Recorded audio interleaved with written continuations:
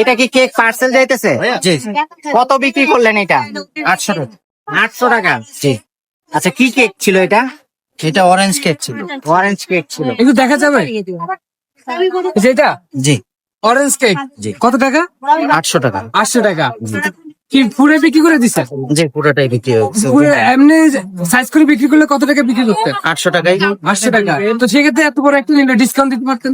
ভাই, আমাদের এখানে রেটটাই ডিসকাউন্ট রেট। এখানকার রেটটাই ডিসকাউন্ট রেট। আচ্ছা আচ্ছা আচ্ছা, এগুলো তৈরি করে কে বাসায়? আমার ওয়াইফ তৈরি করে। ওয়াইফ তৈরি করে আর আপনি বিক্রি করেন? জি। আপনি ব্যক্তিগত কোনো চাকরি? আমি ব্যক্তিগতভাবে একটা অফিসিয়াল মসজিদে ইমামতির দায়িত্বে আছি। 2 ওয়াক্ত নামাজ পড়াই, জোহর আছি।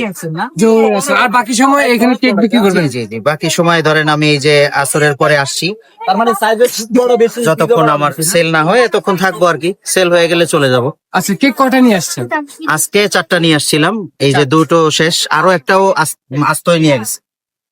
আচ্ছা আচ্ছা আচ্ছা, ভবিষ্যতের পরিকল্পনা যদি বলতেন একটু।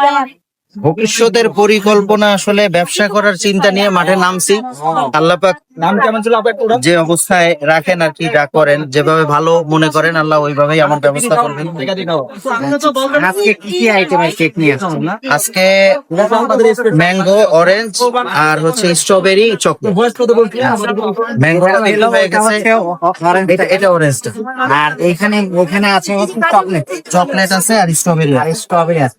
আচ্ছা, একটা বিষয় হচ্ছে এখানে আসার পরে কয়েকজন আমাদের আমার কেকের সাইজটা ছোট হয়ে গেছে, বলতে আমার কেকের সাইজটা আবার আমি ওজন করে তারপরে বানাই। যখন বানাই তখন পর্যায়ক্রমে বারবার ওজন করি। আচ্ছা, আপনি সম্পূর্ণ পাউন্ডের হয়।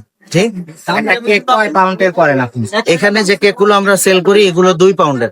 2 পাউন্ডের হয়।